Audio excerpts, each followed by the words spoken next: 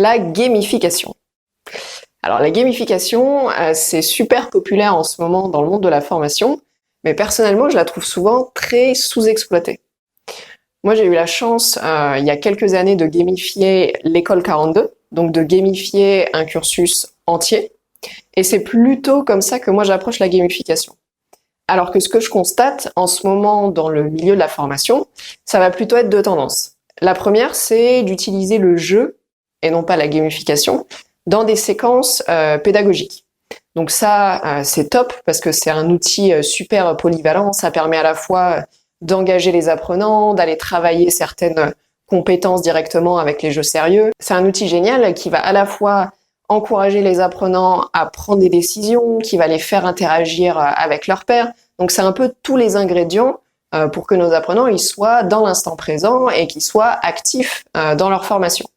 Mais du coup, comme je disais, c'est souvent des petites séquences dans une séquence plus large. Et c'est pas vraiment de la gamification. Deuxième tendance, c'est vraiment d'utiliser la gamification, mais c'est souvent fait de manière superficielle. En fait, les outils qui nous permettent de gamifier, ils ont souvent les mêmes mécaniques qu'on peut résumer par PBL. Donc, c'est-à-dire les points, les badges et les leaderboards, c'est-à-dire les classements. Et je comprends pourquoi c'est un des trucs les plus populaires. Parce que c'est complètement générique, c'est hyper facile à mettre en place. Il n'y a pas besoin d'aller comprendre le public, il n'y a pas besoin d'aller comprendre l'expérience qu'on essaye de vivre, il n'y a pas besoin d'aller comprendre dans le détail l'activité. On a juste ces mécaniques qui sont faciles à appliquer au-dessus d'un design déjà fait. Mais justement, si c'est du design prêt à porter, il y a assez peu de chances que ça crée une expérience unique et engageante. Quand on regarde, qu'est-ce que c'est un bon jeu ? Un bon jeu, c'est pas amasser des points et être le premier. Un bon jeu, ça va être des mécaniques de jeu. Il va y avoir des jeux solitaires, immersifs, passionnants. Il va y avoir des jeux de stratégie passionnants. Il va y avoir des jeux de rôle passionnants. Il va y avoir plein d'expériences de jeux différentes.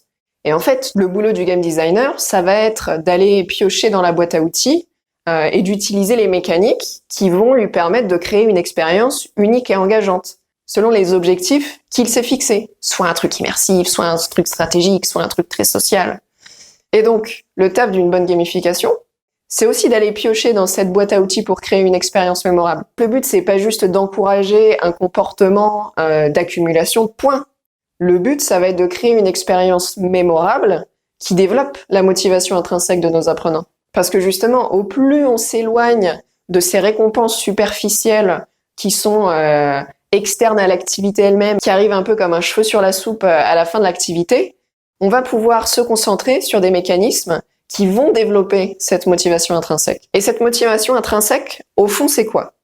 Alors, on a des psychologues, Deci et Ryan, qui ont beaucoup travaillé sur la motivation intrinsèque et qui nous disent que cette motivation, elle s'exprime, elle émerge quand on a trois besoins fondamentaux qui sont remplis. Ces besoins, c'est d'abord le besoin de compétence. C'est-à-dire qu'on a besoin de sentir qu'on est acteur de notre environnement, qu'on peut arriver à faire des choses et qu'on peut maîtriser des choses. Le deuxième, c'est le besoin d'autonomie. On a besoin de sentir qu'on est maître de notre navire et qu'on réalise des activités qui résonnent en nous, c'est-à-dire qui sont alignés avec nos buts. Le troisième, c'est le besoin de lien social. On a besoin de sentir que ce qu'on fait, c'est important pour les autres et que, en fait, tout le monde partage un peu les mêmes buts. Donc, ces trois besoins, compétences, autonomie et lien social, quand ils sont remplis, on a toutes les conditions pour faire émerger de la motivation intrinsèque. Du coup, pour créer une bonne gamification, on va devoir s'adresser à ces trois besoins. Donc, par exemple, pour nourrir le besoin de lien social, on va cadrer nos activités de manière à ce qu'il y ait des interactions, qu'il y ait du sens entre les pairs. Donc, dans certains cas, ce qui peut être intéressant, c'est de mettre de la compétition, dans d'autres cas de l'entraide, dans d'autres cas du conflit. En tout cas, on va travailler l'expérience à travers le prisme des relations qu'on fait vivre aux gens. Pour nourrir le besoin de compétences, on va, par exemple, organiser nos activités pour que ça soit des challenges de difficultés croissantes. Comme ça, il va y avoir une montée en puissance de notre apprenant. Pour nourrir le besoin d'autonomie, on va pouvoir donner, par exemple, différents choix d'activités à l'apprenant en fonction de lui, comment il se voit et ce qu'il a envie de faire. Ça, c'est des exemples. En fait, il y a plein de moyens différents de répondre à ces besoins d'autonomie, de compétences et de lien social. Ce qui compte, c'est d'aller faire un travail de fond qui s'appuie d'une part sur les apprenants et leurs besoins, et d'autre part sur l'expérience qu'on veut faire vivre. Donc vous vous rendez compte, on est quand même loin de juste appliquer des points, des badges et un classement au-dessus de l'activité d'apprentissage. C'est un travail en profondeur pour transformer comment l'activité d'apprentissage est présentée. Donc voilà pour cette introduction à la gamification en formation, en tout cas comment moi je la vois. Dans de prochaines vidéos, on va explorer comment justement on peut petit à petit gamifier une formation entière. Et en attendant, je vous dis à bientôt.